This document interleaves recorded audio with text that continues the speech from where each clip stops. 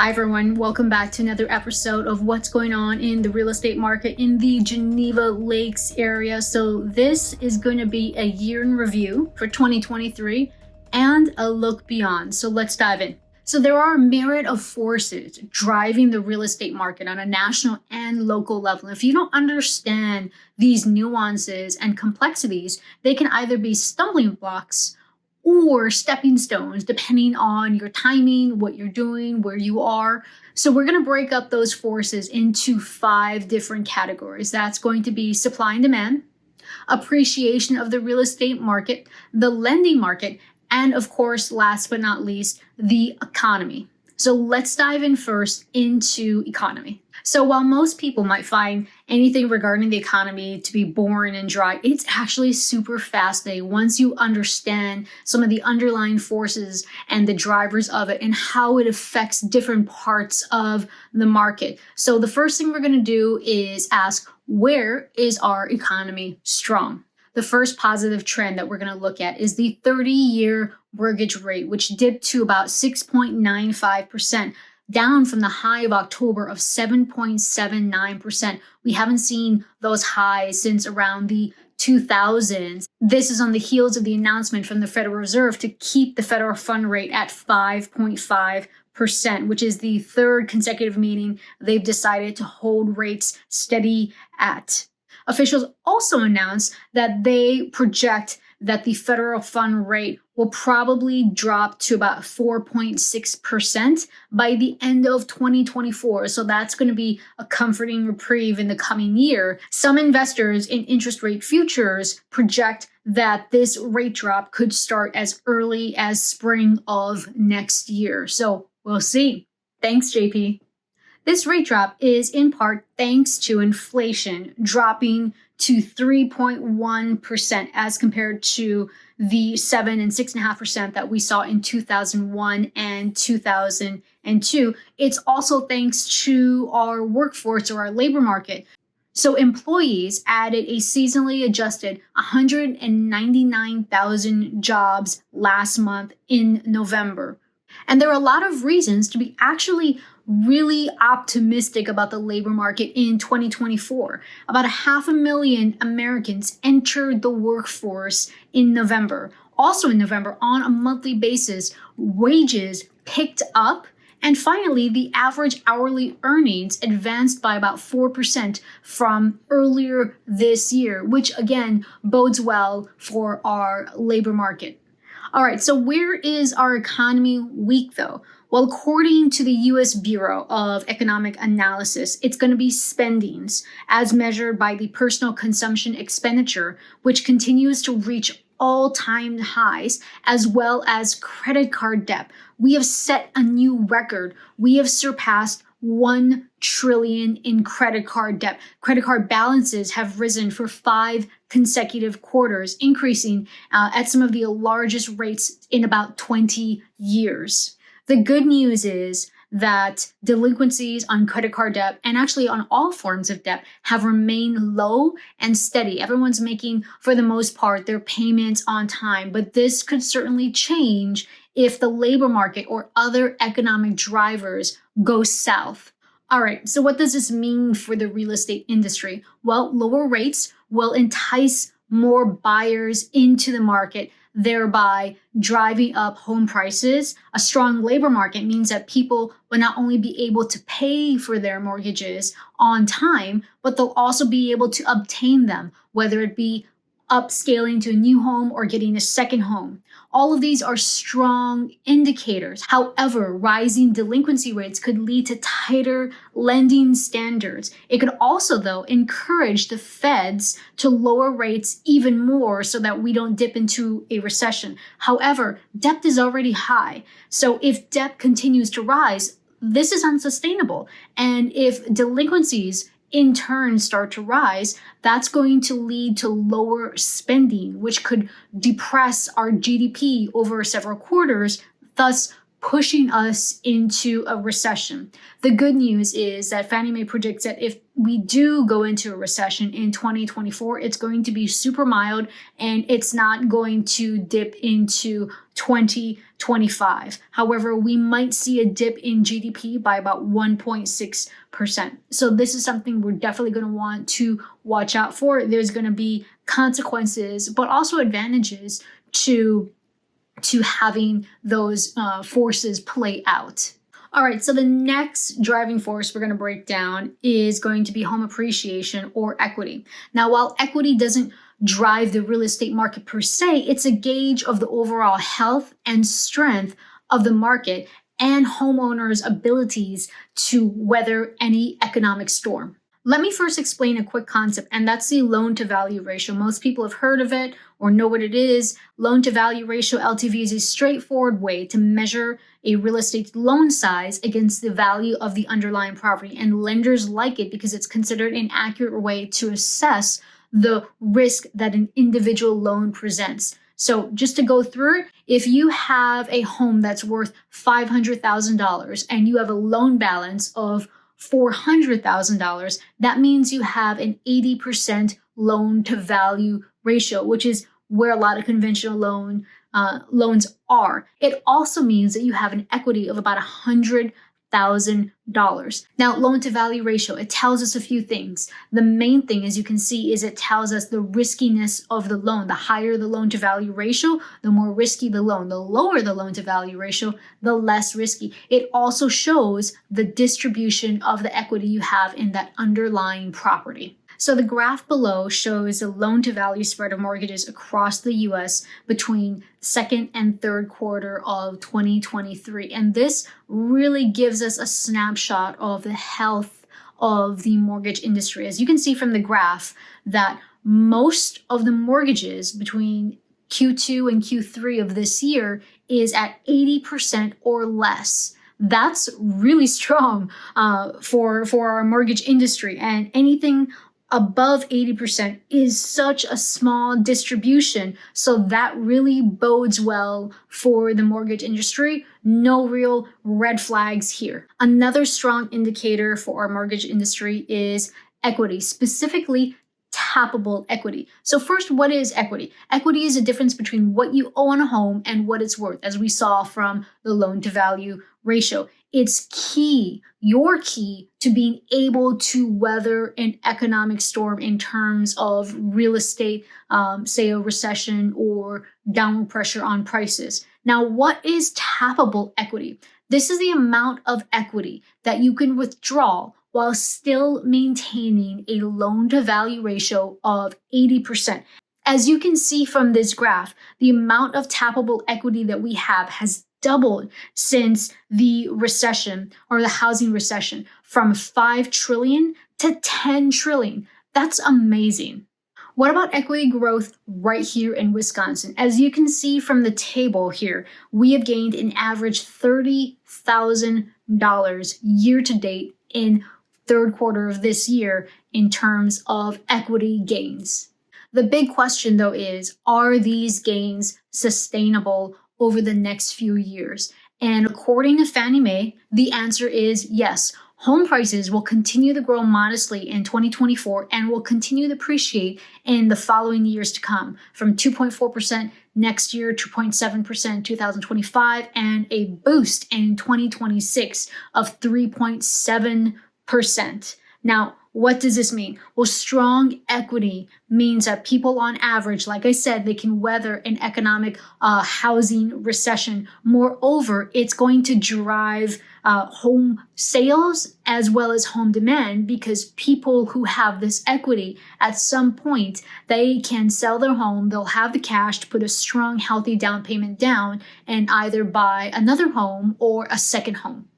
All right, the next economic driver is going to be the mortgage industry. Now, the mortgage industry isn't necessarily a driver of the real estate market. However, it was definitely a culprit of the 2008 housing crisis. However, because of all the reforms and the higher lending standards, it's now one of the shining pillars we have of the real estate market. And so it definitely plays a role in what's going on with the overall real estate market for our nation and our area. So I've painted a nice rosy picture of the mortgage industry, but where are the cracks? Well, first of all, the cracks aren't going to be in the foreclosure aspect of it. As you can see from this graph, it is the negative equity rates, and we have all-time lows in terms of negative equity. Negative equity is just when you have a mortgage that is underwater, and if you become seriously delinquent, obviously you go into foreclosure. But this shows that we are nowhere near where we were during the 2008 housing crisis. So where is the danger zone most likely going to be? Well, the real weak point is going to be a combination of affordability, the long-term impact of inflation, as well as interest rates. But interest rates really aren't the culprit. As you can see from these two graphs below, interest rates aren't at an all-time high. It's above the all-time lows, but it's still around the average for what we've seen over the history of our country going back to 1975. Where the real culprit is going to be is affordability. The median prices of existing single-family homes are at an all-time high, as you can see from this graph.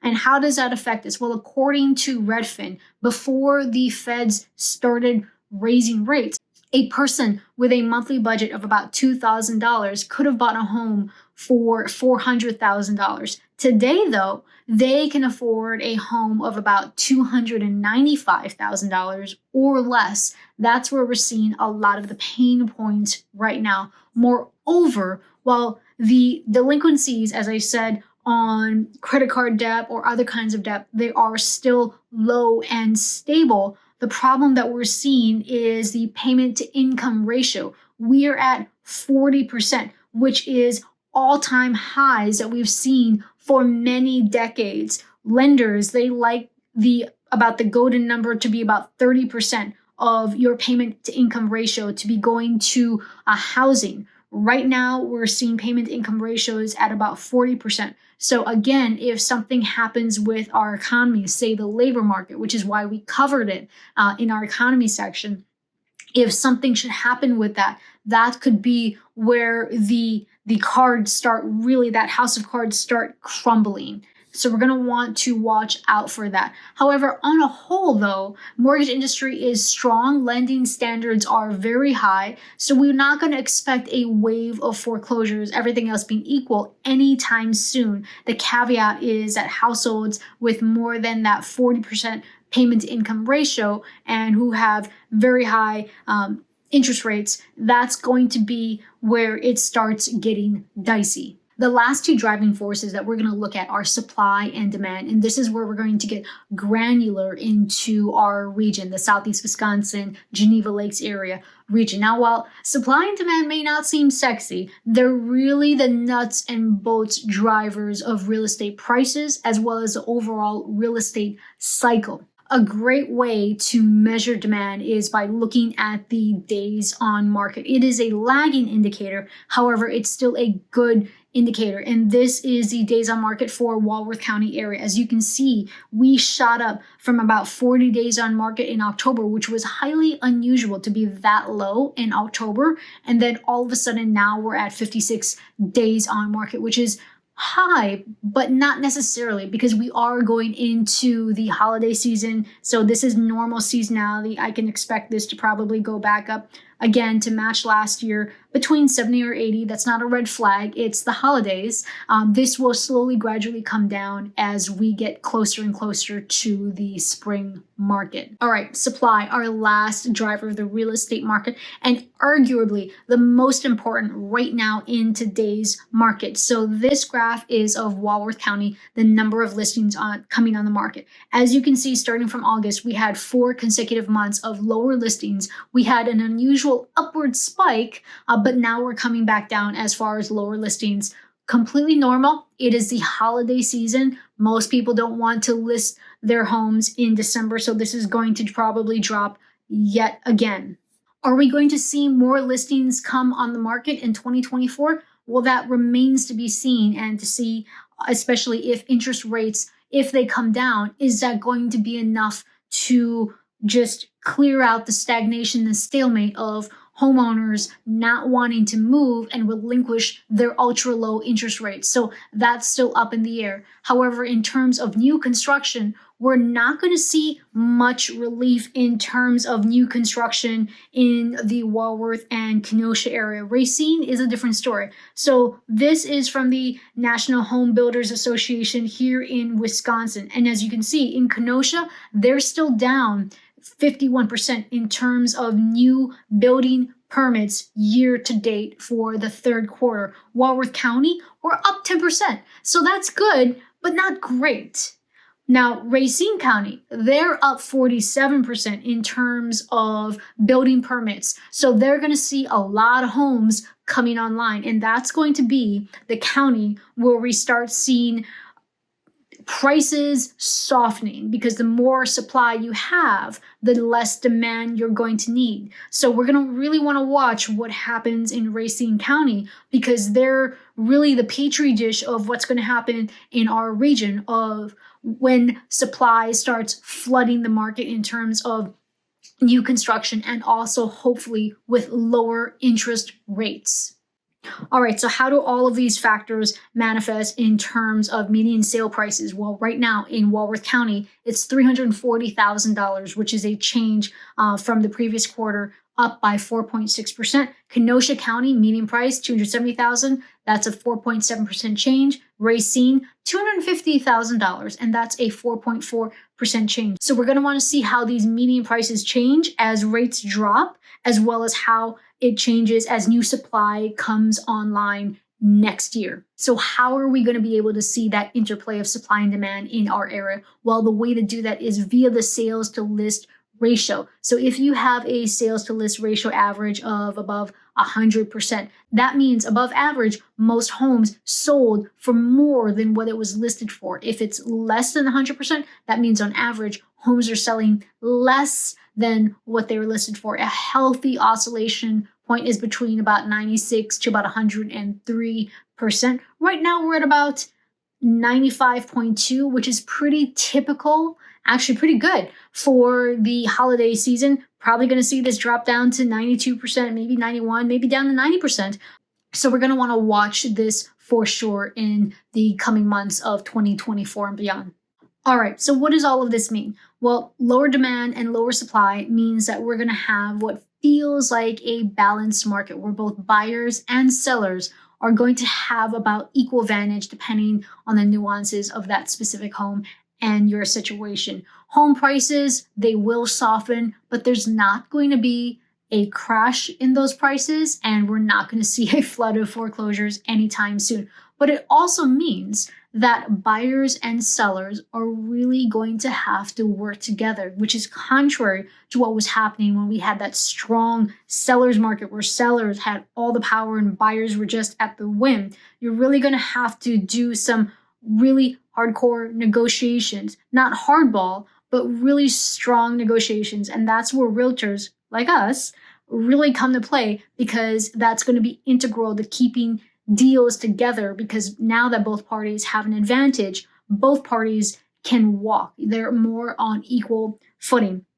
Now, once demand starts to rise, perhaps supply rises as well, and interest rates come down, we're going to see some interesting trends in 2024, positive trends. So we're going to want to keep abreast of that in the next coming months. Just remember that success isn't just getting what you think is a good deal. It's about understanding the nuances and the undercurrents and trends of the market so that you can anticipate future shifts. It's really getting to know the nuances of the local community. That way you're armed with the knowledge to make solid real estate decisions in 2024 and beyond. I covered a lot of information.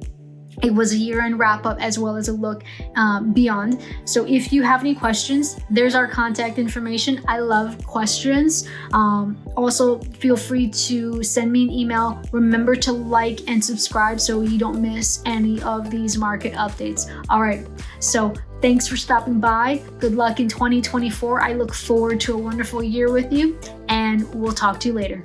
Bye now.